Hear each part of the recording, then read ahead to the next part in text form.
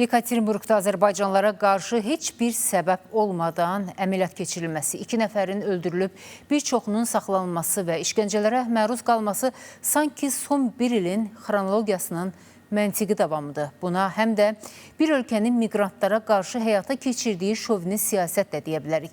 Bəs Azərbaycanda əks-səda yaradan bu hücumun, daha doğrusu başqa millətə olan bu nifrətin səbəbi nədir?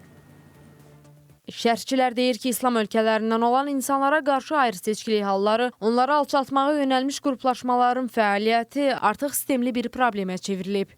Ümumiyyətlə, Rusiya mühitində İslamofobiya və başqa xalqlara qarşı şovinizm adətən hökm sürüb. Rusiya bir neçə cəbhədə xarici istiqamətdə belə deyək fiyaskoya uğrayır. Onların ən başında gələn Ukraynadır.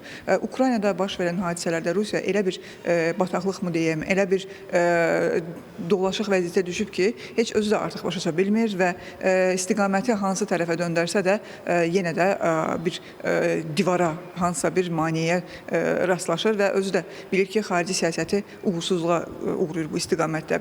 Və bunun da acığını qeyd etdiyimiz kimi daxili auditoriyadan çıxmağa başlayır və digər ölkələrə qarşı aqressiyasını yönəldir. Siyasi şərhçi Əziz Əzbərli hesab edir ki, Rusiya tərəfindən Azərbaycana qarşı yönələn təzyiqlər həm siyasi, həm də humanitar sahələrdə açıq şəkildə hiss olunur. Yekaterinburqda Azərbaycanlılara qarşı keçirilmiş xüsusi əməliyyat isə bu gərginliyin növbəti və daha sərt mərhələsinə işarədir. Rusiya vətəndaşları olan az qala ki, milyondan artıq Azərbaycanlıdan gedir söhbət. Onlara qarşı xüsusi qəddarlıqla hansısa polis və yaxud da xüsusi xidmət orqanı vasitəsində əməliyyat keçirməyə cəhd eləmək, Azərbaycana mesaj vermək yoluna ki gedirlər. Bu çox ciddi bir problemdir. Hansısa 25 il əvvəl olmuş cinayətə görə itham eləmək, cinayətlə təqsirləndirmək və yaxud da bu kimi addımlar atmağa hüquq imkan verir ki, hansısa prosessual hərəkətliliklər həyata keçirilsin. Amma onlara qarşı